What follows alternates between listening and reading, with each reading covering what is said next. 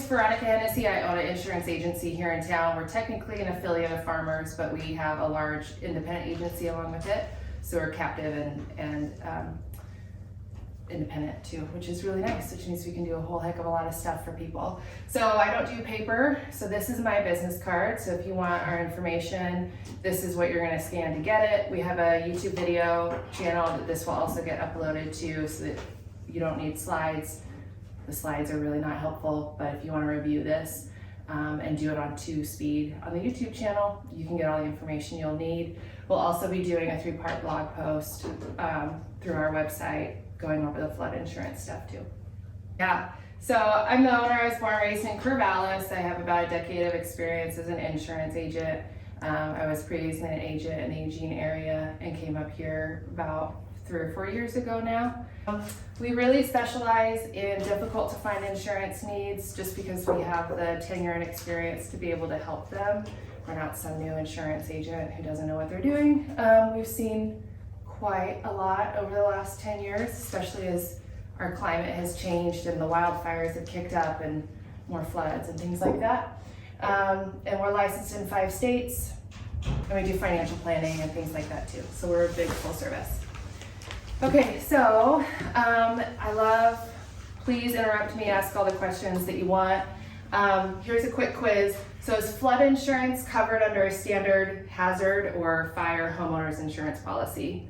I think no. No, we just we mentioned that really briefly at the beginning. It is not. Any incoming water is not covered, or earth movement is also not covered. So tsunamis, landslides, floods, I have a few other examples. Earthquakes, not covered under a standard homeowners policy. However, water from a rainstorm is covered. So you have a big windstorm, it breaks a window, water comes into your home from the rain. That's not flood, that's a weather event. Next quick question, flood insurance is cheap and simple. Obviously not. So it's pretty complicated. There's a lot of nuances to it. Through this presentation, I'm going to assume that you all are experienced real estate agents and can kind of have some background already. So we'll do kind of a second level of what flood insurance is and is not. Here's some more quizzes. There is one option for flood insurance. True or false? False. There is a lot of options for flood insurance. They basically are divided into 2, one that's sponsored by the federal government and one that's private. And next question, it is hard to determine if a property is in a flood zone. True or false? False. It's very easy, super simple. That's the simplest part of flood insurance. Is it or isn't it? All right, next one. 100-year flood zone means that a flood happens once every 100 years. False. So a 100-year flood zone means that there's a 1% chance that it will happen. So over the course of a 30-year mortgage, it has a 26% chance of having a flood. Okay, if it's not in a 100-year flood zone, it doesn't need flood insurance. True or false? Maybe. We'll get into that a little bit. Lenders require flood insurance if it's in a 100-year flood zone, if it's backed by the FDIC. If it's not in a 100-year flood zone, technically it's not required, but I think the vast majority of lenders will require it. Okay, so some quick general rules about flood insurance. FEMA makes all of the rules and maps. They make all the decisions. Everyone else plays along with them. Private flood policies are an option for some people. Unless it is a loan closing, there is a 30-day wait. Sometimes you can grandfather in a policy. So if your seller has a flood insurance policy, some policies can be transferred to the new buyer, but you have to call that flood company and see if it is something that's grandfatherable. Here's a key one a lot of people don't realize. especially newer mortgage lenders, is that flood does not do binders. So your buyer has to buy the flood insurance before the home closes. And it's very challenging to change the effective date. So you have a buyer, you're 45 days out from closing, do not pay for the flood insurance yet, right? Because we all know that closing dates change all the time. So once those CDs go out is usually when it's a good idea to go ahead and buy that flood insurance. Otherwise, you're subject to that 30-day wait unless it's a loan closing. So generally, it's pretty easy to determine if it's in a flood zone or not, and I'll show you guys how to do that. And Tycor Title can definitely give it to you with all your listing packet information. Okay, so here's another QR code for you, and we'll link this in the description of the YouTube channel. But this is a really great slide deck from FEMA about how to read flood maps. So I'm not going to go into a whole ton on how to read flood maps because they're complicated, but you can overcomplicate them. They're either in a flood zone or they're not, right? So these are all the different types of flood zones that you can have. The biggest things to remember is that if it's in blue, it's a 100-year flood zone.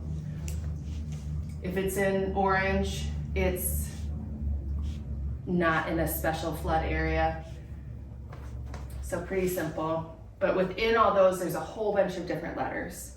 So one of the questions that Jamie had sent me was, how do you read elevation certificates? You don't. You don't read them. Doesn't really matter. They're either in a flood zone or they're not.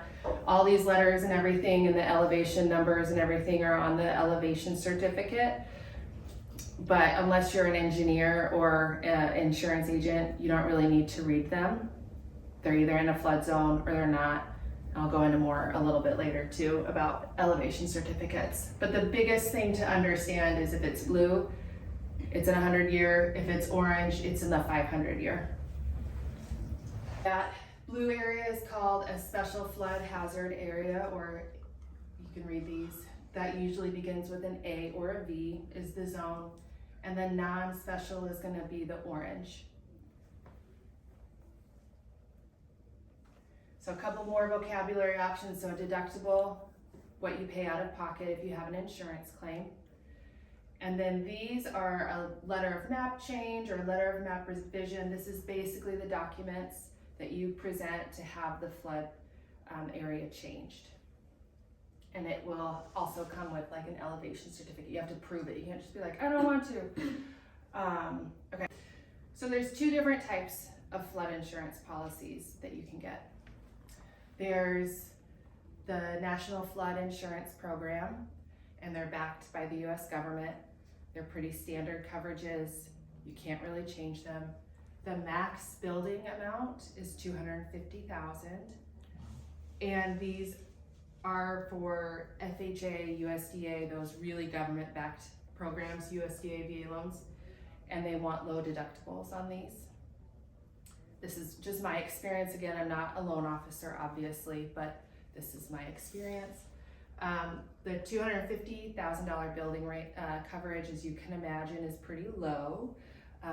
And give some pushback with the lender sometimes in explaining that that's like what it is, it's not up to me. I didn't change it, that's a flood thing. So that's the max that NFIP will do. Private policies, you can also do as excess policies. So if you have a client who has like a building coverage of $500,000, the mortgage says no, the max it has to cover the flood for $500,000. We would do sometimes two policies. We do the first $250 here and the second $250 here, or we would do all private flood. So the private flood policies are not backed by the US government, so that is one of the reasons why FHA, USDA, and VA loans won't accept it. However, conventional loans will, and they'll often accept a higher deductible, like a $10,000 deductible. Often these are going to be, $1,000, $2,500 deductible is the most that's allowed for the FHA, USDA, and VA loans. Again, not a mortgage professional, but that's my experience. So the private flood policies are really interesting. They're often backed by a company called Lloyd's of London. I don't know if anyone's heard of them. So you have. What have you heard of Lloyd's of London? Well, they'll just insure anything for the right amount of money, right? Pretty much, yeah. So fun fact, they also insure the state of Oregon's timber. So they insure a lot. They're an incredibly old kind of insurance company. They're not really Lloyd's anymore. But during the wildfires though, certain Lloyd's of London conglomerates will not insure flood. This happened last year during the wildfires. They wouldn't insure any natural disaster stuff because the wildfires were going. So then that kicked some of our clients into the NFIP by default because Lloyd's of London had closed that area for their risk. They do come back once the wildfires are over, so you can then switch back if you really want to. So like I said, flood insurance is not simple. A lot of people don't know about private flood insurance. They think that the FEMA-backed stuff is the only option, but private flood can be a really good tool to use for a lot of clients. It has higher coverage limits. It's more customizable in coverages, so you can do different stuff for if your freezer goes out and your food spoilage and things like that, if you have a freezer in the basement, for example. Again, the conventional loans, they can go up to the $10,000 deductible. So this is great for people who are like, when am I ever gonna have a flood, right? I'm probably gonna live in this house for 7 years. Odds are pretty low I'm gonna have a flood. I wanna do a high deductible. And like I said, they can really choose which areas they wanna insure and not. Whereas this, you can always get insurance here. It's guaranteed, yes. So going back to, them choosing, when you said that some people had to go back to NFIP, so are you saying that they had insurance with like Lloyd's of London? Yeah, good question. So they were buying a home. They were buying a home during the time that Lloyd's of London was not doing insurance for that. So we started them with the NFIP and then we moved them over to the cheaper once the wildfires were over. So the people who already had the insurance, they can stay. They didn't lose their coverage. They didn't lose their coverage, no. But you couldn't, there was a moratorium. You couldn't get new insurance through Lloyd's of London for that area at the time. Yeah, So another question that Jamie said was on the list was, what is the difference between a flood zone, a floodplain, and a floodway? Very similar. It's basically more the risk of a flood happening. So a flood zone is the designated area based on the risk of flooding. A floodplain is adjacent areas to bodies of water. And a floodway is the central canal or channel for that river. And something to really keep in mind is that flood areas are really changing way faster because of climate change than the flood maps can update. The flood maps are updated every few years, region by region. So you'll have some areas in Oregon where the flood map is from 2011, and some are from 2013, and some are from 2021. And so there can be a variety of years that these maps have been updated. It's just not possible to update them quickly. And so even if a home is not in a flood zone, it could still have a flood. If we remember, there was a recent hurricane in Texas that a lot of people didn't have flood insurance because they weren't in a flood zone and they didn't have any coverage. So that's the looking at you, Texas. Randy's from Texas, so yeah, we like to talk about Texas a lot. I'm gonna get into a couple of case studies, so stop me if you have questions on them and we can get into them. They're all real life examples, but I don't have any addresses or client names for confidentiality. So when you search if something's in a flood zone or not, the best place to go is directly to FEMA. There's some other organizations that will let you kind of check and see if they're in a flood zone. But either work with the title company, or if you want to do a quick search, just put in this information here. And this will be in the description box as well for the YouTube video. And here you can kind of see some of this is just an example. This isn't a house, but this is just an example of what you would see. And then this is a house that we're gonna take a look at. So the striped areas is the floodway, excuse me. Yep, the floodway. You can see this was done in 2021. This is the orange part and the blue part. So this is a house right here. So this is a really fun house. This is a really fun example. I hope you guys will like it as much as I do. Yeah. So this is the house right here. This is the Umpqua River. And you can see again, this was done in March of 2021. So when the water gets high in the river, this is where the water goes of the Umpqua River, right? So we have a house right in the middle of it. Not on the side, not kind of in a gray area, but like right there. So this is the house. It was a mobile home on top of a cinder block garage.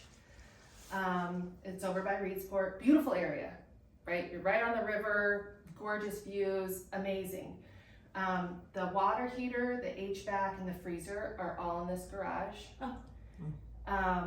The most we could do, because it's a mobile home, was $150,000 through the NFIP with a $10,000 deductible. Contents for all of their equipment with a $2,000 deductible. The quote was $3,300 a year, and the cash buyer decided not to get the insurance at time of closing. So every winter we call them, hey, there's 30 days, we gotta wait 30 days, do you wanna get insurance right now? Because if you can't get insurance during a flood. So you have to wait, that's why they have the 30-day wait. So every year they decline it, but every year we do offer. You sure? This is high risk. So, yeah, this is an interesting house. Yeah. But I mean, beautiful. The views are beautiful. It's a lovely little summer home for them. So, yeah. Okay, so here's a couple more case studies here. So we've got a manufactured home, what it would be for NFIP versus private. We've got a large home in Northeast Corvallis, a pretty standard 50s single family home in the Dixon Creek kind of area of Corvallis, you know, like 11th Street and things like that. And then a large commercial building in Albany. So the manufactured home, again, is only available, to my knowledge, through NFIP. So you can see the difference, right? So the first one was similar coverage, $150,000 with a same deductible, and it was $3,300 a year. This is in a zone X, which is a non-special, so that orange shaded area, and it's only $1,000 a year. So you can really see the difference in pricing depending on the zone that it's in. So this home was a 4,000 square foot house in Northeast Corvallis. This is in a 100-year flood zone. NFIP, the quote was almost $2,000 a year. Private flood was $1,140. So quite a cost difference there. And then the reverse here is kind of true for a zone X. So again, the orange shaded area, through NFIP, it was about $700 a year cheaper for the flood insurance. So you can't always assume that private's gonna be cheaper. You always have to make sure that whatever agent you're using is doing both. This is a large commercial building in Albany. Rebuild value is estimated to be about 1.7. The most that NFIP will do on commercial buildings is $500,000 a building, $500,000 content with a $50,000 deductible is about $34.91. But what we would do if it was our office is we would quote it through a private with an earthquake bundle because it's often more cost effective. So a couple more case studies. This kind of goes in a little bit to elevation certificates.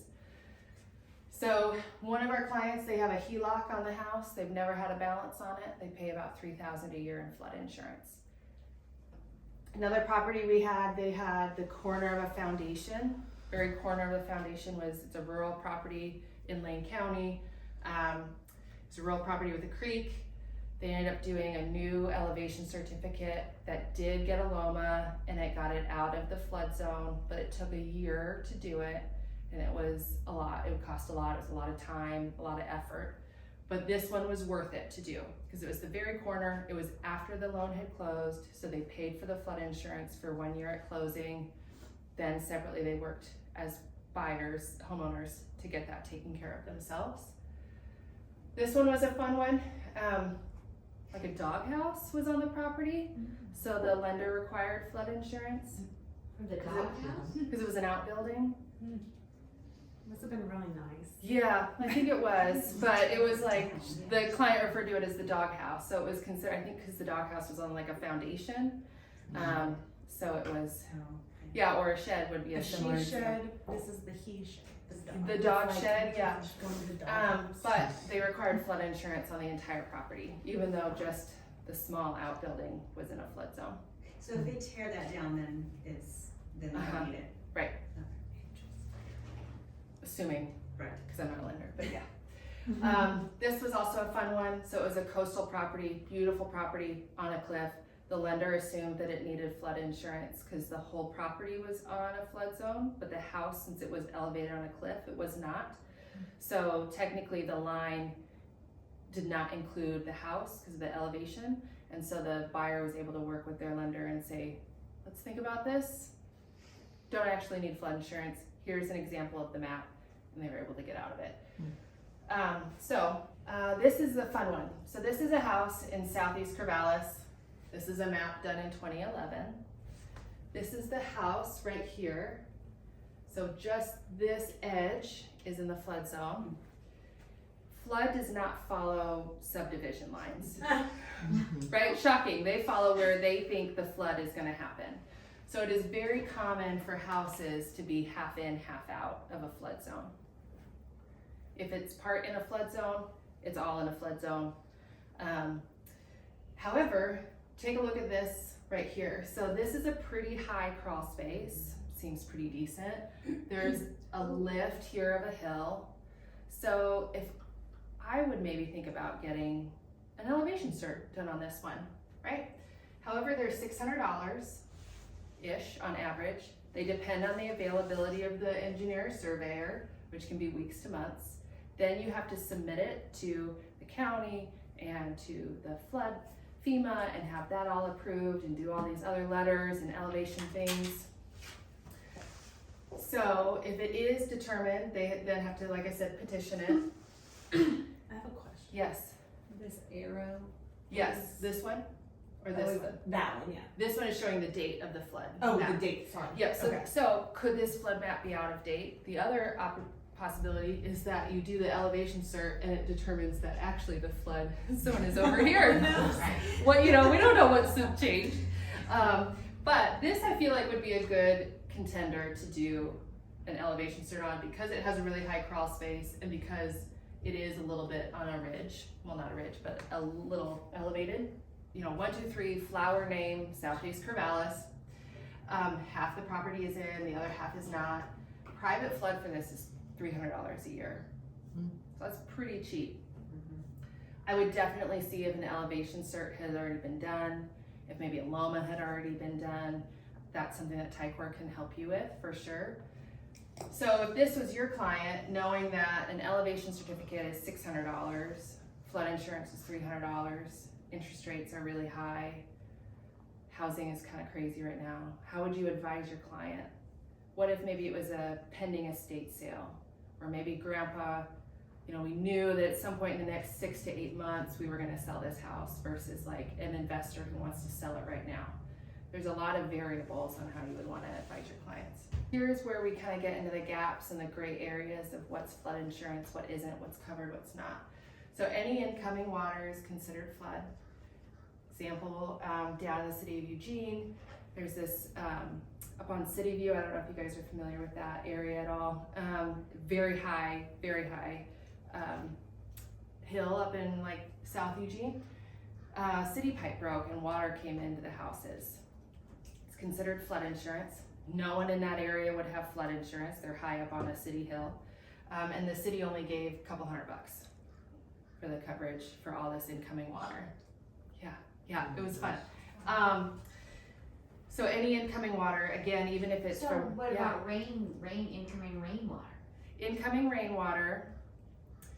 So give me an example. Three drain Yep. pipes feed into one pipe. Yeah. And it's a lot, like higher volume rain than is standard for that. Yeah. For the area. Yep, So that would incoming be- rainwater. Yep, that would be backup of sewer and drain and sump Okay. pump. Because Oh, you I see, had, because it's incoming Yep. drain. Okay, got it. yeah. Okay. So because rainwater is kind of a flood, right? In a way, because that's how we get floods, is by excessive rainwater. So it might be worth updating sump pumps. Standard homeowners insurance policies, really most insurance policies that aren't property specific, so specific earthquake or flood insurance policies. But a business insurance policy and a home and a car insurance, they cover two things, property and liability. Property is your house, your car, your building, your computers. Liability is when you screw up and you rear end somebody, someone comes into your office and trips. The property coverage does cover a lot in Oregon, so it's gonna cover wind, theft, hail, vandalism, explosion, fires, things like that. No policy is gonna cover wear and tear. So your roof is 30 years old, not gonna replace your roof for you. But a tree falls through your roof, you're gonna get that part replaced. So we've gone through these two. So landslides and tsunamis kind of fall into play with earth movement, which is earthquake. The earthquake policy can be added to a homeowner's insurance or be a separate policy as well. Landslides and tsunamis are pretty gray area. Typically a landslide is covered under a flood insurance policy, not an earthquake insurance.